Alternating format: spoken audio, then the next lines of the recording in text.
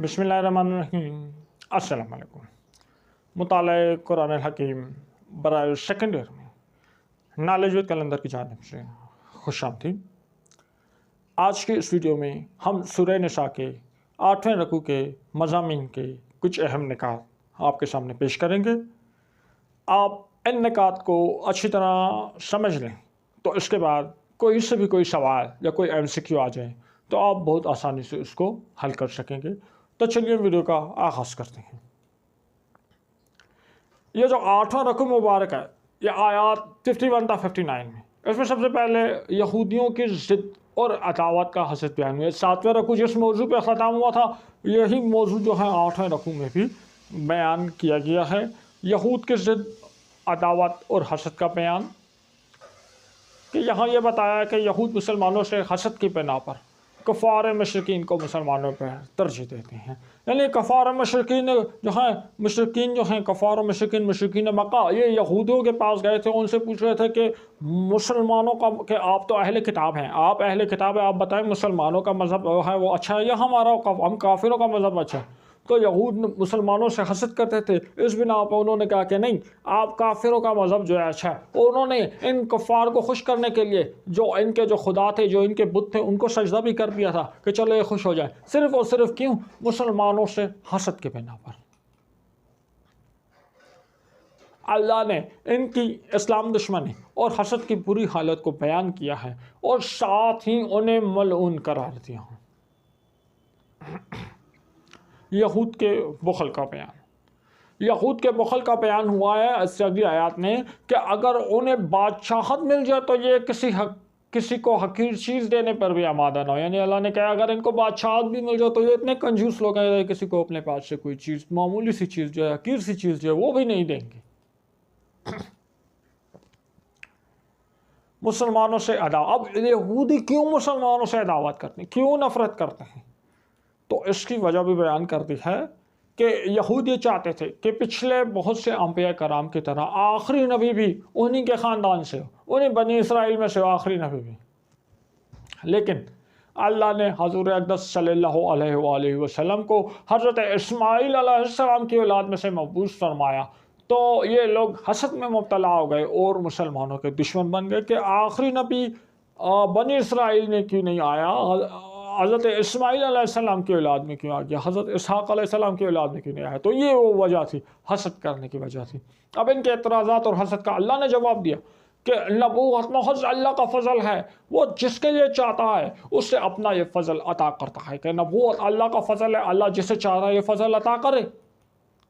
और अब बाज़ लोग ईमान लाने वाले हैं और बाज़ इनकार करने वाले हैं। जो इनकार करने वाले हैं उनका ठिकाना जहन्नम। अब यहूदियों में कुछ ईमान ले आए हैं और जो इनकार करेंगे तो उनका ठिकाना जो है जहन्नम होगा। अल्लाह की आयत का इनकार करने वाले काफिरों का जहन्नम में सख्त अज़ाब। अब जो अल्लाह की आयत का इनकार करते हैं, इन काफिरों को जहन्नम में सख्त अज़ाब दिया जाएगा। कितना सख्त अज़ाब दिया जाएगा कि आँख से जब उनकी जिल्द जल जाएगी तो अल्लाह बार बार नई जिल्द देगा ताकि अज़ाब की तकलीफ और शिद्दत का तसलसल बरकरार रहे।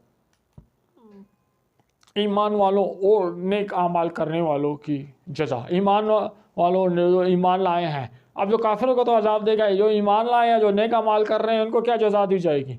तो जन्नत में ठंडी छाँव वाले बागात उनका ठिकाना होंगे जिनमें नहरें बहती होंगी और वहाँ उनके लिए इंतहाई खूबसूरत और पाक दामन बीवियाँ होंगी। ये आरामदाह ज़िंदगी उनको हमेशा हमेशा के लिए नसीब होगी।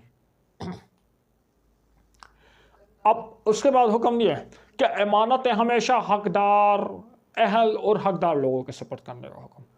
यानी कोई अमानत है तो उसको हकदार बंदे को दी जाए। यानी मिसाल देता हूँ कि आपसे राय मांगी जा रही है किसी मनसब के लिए, किस शख्स को मुंतखब किया जाए, तो जो शख्स उस मनसब का हकदार है, आप उसको जो है उसके लिए राय देनी है। या आप कहीं सिलेक्शन कर रहे हैं किसी एक मनसब पे, आपने सिलेक्शन करनी है, 2-3 अफराद हैं, तो जो हकदार होगा जो आपने उसकी ही सिलेक्शन करनी है जिसमें एबिलिटीज़ होंगी उस मनसब पर बैठने की।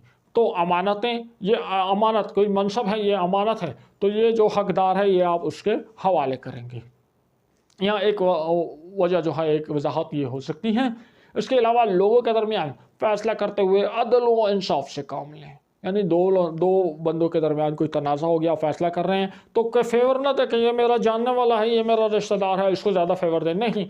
दोनों का आप मसला सुने और अदल से इंसाफ से जो है आप काम लें और उनके दरमियान फैसला करें।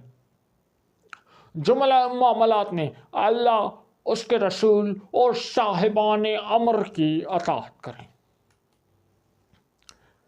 बाहमी तनाज़ात की सूरत में कुरान और सुन्नत की रोशनी में उसका हल तलाश करें। अब ये जुमले में रोज़ाना के जो मामलात हैं उसमें अल्लाह की अताअत करें, उसके रसूल की अताअत करें और जो साहिबान अमर हैं उसकी अताअत करें। अब यहाँ साहिबान अमर में साहिबान अमर से क्या मुराद है?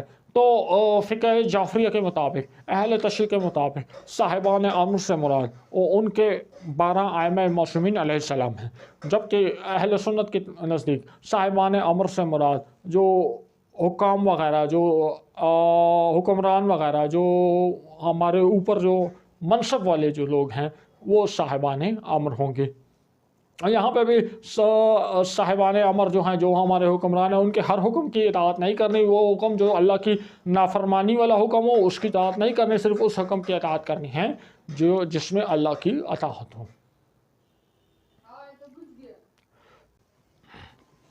इसके साथ ही हमारा आज का लेक्चर अपने इख्तिताम पे पहुंचा। अगले लेक्चर में इंशाअल्लाह सबक नंबर 3 रकू नंबर 4 था रकू नंबर 8 की मश्क हल करेंगे और उसके बाद अगले रकू मुबारक की तरफ जाएंगे। अगर आपको कुछ फ़ायदा हुआ तो वीडियो पसंद आई है तो इसको लाइक करें, अपने दोस्तों के साथ शेयर करें और हमारे चैनल को सब्सक्राइब करें। नेक्स्ट वीडियो में मुलाकात होगी। अपना ख्याल रखिएगा। अल्लाह हाफ़िज़।